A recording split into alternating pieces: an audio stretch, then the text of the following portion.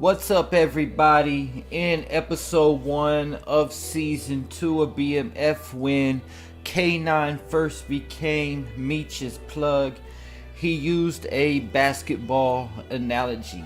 He asked Meech what makes the difference between the first best point guard in the world and the 10th best point guard in the world.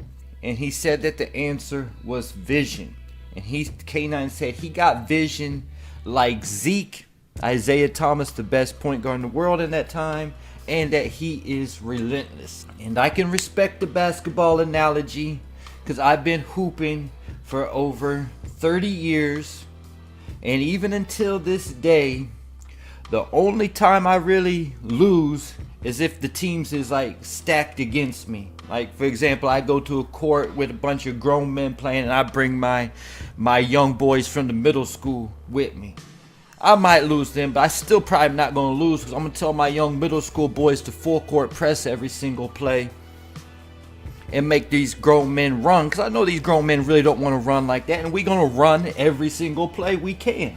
So is it my athleticism, my shooting, my ball handling that makes me win all the time, make me so good at basketball? I mean, that is part of it. But in school, they teach you about a SWOT analysis: strengths, weaknesses, opportunities, and threats. And this is something I've been doing in basketball way before I ever learned about this in school. When I learned about this in school, I was thinking, I've been doing this all my life already, from basketball to anything else I've been a part of. This is something I already do, is looking at my opponent's weaknesses, taking advantage of my opponent's weaknesses. See, for example, if I haven't seen you play before and we're about to play a game or whatever, I may not even warm up. I might take a couple warm-up shots. That's it. More than that, if I'm not familiar with my opponents, I'm watching them warm up so I can learn their strengths and their weaknesses, so I know how to move on the basketball court. Because like I said, you could have the athleticism, the shooting, the ball handling, but if you don't know how to move on the court, you're still going to be limited. So that gets me to this episode of BMF, where T starts off the episode with this quote: "In the game, everyone playing everyone else. Only way to survive is to see past the smiles and the threats and find their weaknesses." And that was Southwest T's quote at the beginning of this episode 7, season 2. So today I want to look at the key ops from BMF, Lamar and Detective Bryant, their weaknesses, to try to find out how Big Meech, Southwest T, and the BMF crew, B Mickey, he looked like he be snitchy, looked like he might be coming back into the crew on the next episode, how they going to take advantage of these boys' weaknesses and they going to take out they ops before this season ends. So let's start with Lamar. We know his weaknesses. His number one weakness is Zoe, the daughter that he thinks is his. Monique just told Lamar that was his daughter in this episode, but we still don't know if it's actually his daughter. We know she's trying to play him, and she's trying to get an angle on him some type of way to play him. So Zoe is the main weakness. His second biggest weakness is Monique, because he does have feelings for Monique.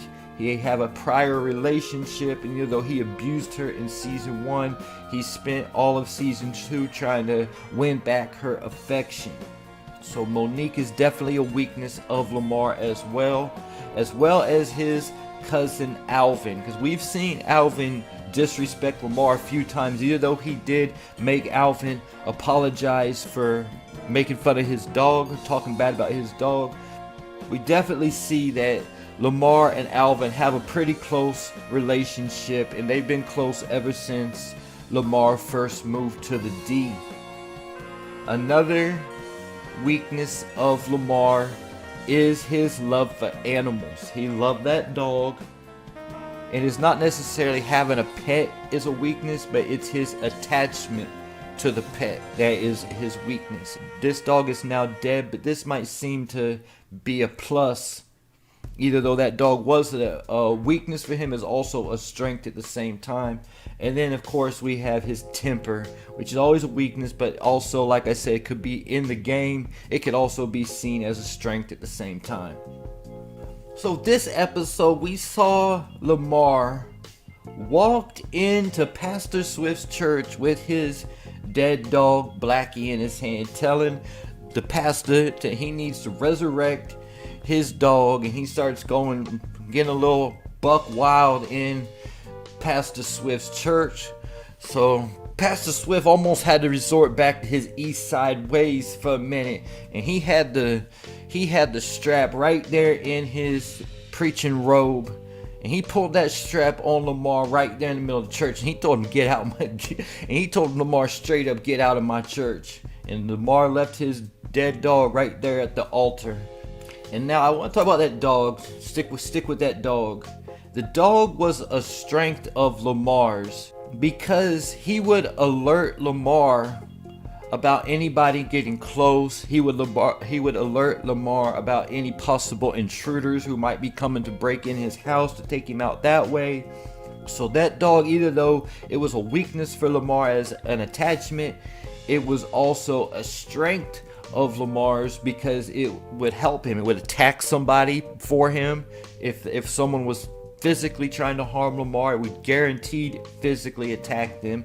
And then its bark alone saved Lamar's life from the PA hitman in the last episode, where he was able to get the jump that two people were coming after him and take both them out.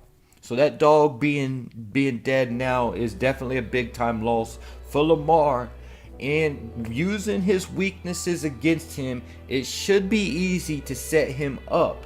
Like Monique said, he's a street dude. You're not just going to get him using street tactics. You're going to have to find his weakness and expose it. So the only way that Meech is going to be able to take out Lamar is going to have to be through Monique, using her and Zoe to take out Lamar. Like that was his weakness in season 1, how he did that. I guess Meech did, you want to call it gentleman's kidnapping of Zoe. And that's how he got his drugs back from Lamar, even though it wasn't through Lamar he actually used, because Lamar's just that crazy. But someone knew that he better, tell Meech where those drugs were, otherwise Lamar's child was in danger. So this weakness has already been exposed from Lamar in season 1. So it should be easy to set him up, but it's going to have to be through Monique, and the easiest place to get him at would have to be at Monique's house. So I don't know if she's to do that job at Monique's house. I don't know. That sounds like a big risk of getting caught also at the same time, leaving evidence behind. But it's going to be the safest place. They're going to have to see if the risk is worth the reward, because that's guaranteed where they could take Lamar out. Anywhere else in public, I don't know if it's safe to even go at Lamar at this point, because it's been proven that he's not just going to be easy to take out like that. Unless you get the jump on him some type of way. And without Kato around, or nobody who really knows what he's going to be doing, it's just not going to be easy to get a jump on him. So to take down Lamar, they're going to have to use Monique. Now that gets me to Detective Bryant. We seen that he was the one who actually kidnapped B. Mickey, put him in the back of a car, trying to use him to still get those 2 keys back. And I don't know what his end goal with B. Mickey in his trunk like that was, other than getting them 2 keys back. Because after they had to use the synthetic coke to turn into the police evidence room, he just left B. Mickey in there, and B. Mickey got out. But let me stick with Brian's weaknesses first before I move forward. And his number 1 weakness is his son Kev. His son Kevin. That's definitely his biggest weakness. Definitely has a love for his son. Cares a lot about him. His other weakness is the fact that he is a cop and he's exposed. He got to move a little different than what Meech or B Mickey or somebody like that has to move. Just the fact because he is a cop and he is exposed as a cop, so he has to do everything underground on the low. Another weakness of Bryant is his pride. He feels basically like he's untouchable, he's unstoppable. And you can see from season 1, I don't got to get that much into it, that Bryant is a character who's filled with pride. And like Pastor Swip told old Charles Flannery, pride oftentimes comes before the fall. And another weakness of Bryant, which like I said for Lamar, could also be seen as a strength in the streets, but it can also be taken advantage of if manipulated in the right way, and that's his temper. He also has a temper. So in this episode, we not only saw Lamar walking into the church, leaving his dead dog at the altar, we saw Detective Bryant walking into the church during Saki's funeral, smoking his dirty cigarette and putting his dirty cigarette in the wine juice, man. Golly, like, come on, bruh. Like, that's just trifling, man. Going up in the church smoking your dirty cigarette. I mean, if you're gonna be smoking anything up in the church, man, at least let it be the good weed, man, rolled in some organic hemp paper or something, man. Don't bring your dirty cigarette up in that church, man. Put it out in the wine. Golly, man. He's just so disrespectful, Bryant. That's what I'm talking about, that pride, man. He also exchanged the coke that Meech got away with in the previous episode for some kind of synthetic coke that would weigh the same and look the same, that they could put back into the evidence. And I think this will come back to haunt him. And I think since Veronica Jen knows about it, I think he's gonna blame her. I think he's gonna, we see them becoming lovers and everything, but Detective Bryant, he gonna look out for himself first, and he might end up playing Veronica Jen and causing her to get in trouble for that, for the missing 2 keys that they replaced with some kind of synthetic drug. I brought up earlier in the video that he had B Mickey in the trunk.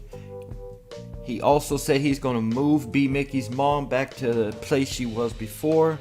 But when B Mickey got out of the trunk, he found out his mom was actually dead. So he's definitely going to be looking to Detective Bryant for the blame. I think maybe, I don't know, I might be wrong. Did Detective Bryant kill B Mickey's mom? That's really the way they got it looking like. I don't know. Maybe he just having her moved around like that caused her death. I'm not really sure. And I said the quote that T made at the beginning of the show. I now want to say the quote that he made at the end of the show. Like I said, cops and robbers are 2 sides of the same coin. One just welts a badge and a license to kill, but a gangster don't need no mother license. Southwest T quote, baby. Obviously, he was talking about B Mickey. So that gets me to, what is B Mickey going to do to Detective Bryant's punk in the next episode? So I'm sorry to say, I wish they wouldn't have shown Detective Bryant 30 years later, 20 years, 15 years later in episode 1 of this season. The fact that we know he's gonna survive, it just is like hard, because like, bro, everybody rooting for Detective Bryant to go down some type of way. But the fact that we know that this dude is gonna end up winning at the end of the story, oh boy, in 15, 20 years from now. Southwest T did say that his life was ruined though. I'm a king and your life is ruined. But the fact is, Southwest T was going to jail. And Detective Bryant was the one who was making arrests, still a cop all those years later. So that kind of spoiled it for me, the fact that I know now that this snake, ooh god, I did the top 5 biggest snakes of power a few days ago, man. I kind of do associate BMF with Power because they're both 50 Cent birth shows. But man, if I really would have included BMF on that list, that snake Detective Bryant, man, he would have bumped Kane Tejada off my list, man. Sure enough, man. Oh man, I can't stand this dude, Detective Bryant. But he gonna make it out of the show, and he gonna actually be the one to win at the end of the day. So how could B Mickey get some real revenge on this Detective Bryant, knowing that Detective Bryant's gonna make it out this show? So he's gonna seek the help of Meech again. We saw in the trailer for the next episode B Mickey turning to Meech for help. B Mickey also knows that Bryant has a son because he beat up the bully from the school who was picking on Bryant's son Kev. So that is his weakness. That is what B Mickey has to expose some type of way. I don't know how he's gonna use Kevin, Bryant's son, to expose Detective Bryant. I might say that he might try kidnapping Kevin in exchange for the murder weapon that he used for J-Mo and Kato. That would be the easiest to go right there, because we see him breaking stuff in Detective Bryant's house. So yeah, he gonna break stuff in his house and vandalize his house. Shoot, might catch that house on fire. All we know, I don't know what he's gonna do. But at the end of the day, if he don't get that gun, the only way he's gonna get that gun back is my gun that got all these bodies on it, exchange for your son. And if I don't get my gun back, you can go and turn me in for a life sentence for double homicide, triple homicide, whatever you want, whatever you're trying to call it, buddy. But your son gonna be getting buried, and you gonna be smoking your cigarette at your son's funeral. That's what I'll be feeling. That's the way I feel about this dude. That's the way I really feel about this dude. The only other angle they could go with Detective Bryant, now that Meech knows about this. Meech knows that Detective Bryant was actually involved in J-Mo's murder, because he's the one who kidnapped J-Mo and brought him to Meech before B Mickey pulled the trigger. So this is definitely an angle they could use, but it's a weak angle because they really don't have no evidence that Bryant was involved. At this point, it's just hearsay. And in order to really make anything stick, Meech would really have to come in as an eyewitness to the entire crime, and that would also associate him with the crime as well. So they can't do that. So the blackmail angle is kind of weak, even though he was taking money from Meech also. So they got a lot they could blackmail him for, but the blackmail angle is weak. The main angle they're going to get from him is they're going to have to do something with that son of his. They're going to have to attack that son. It's his only weakness, period. So there you have it.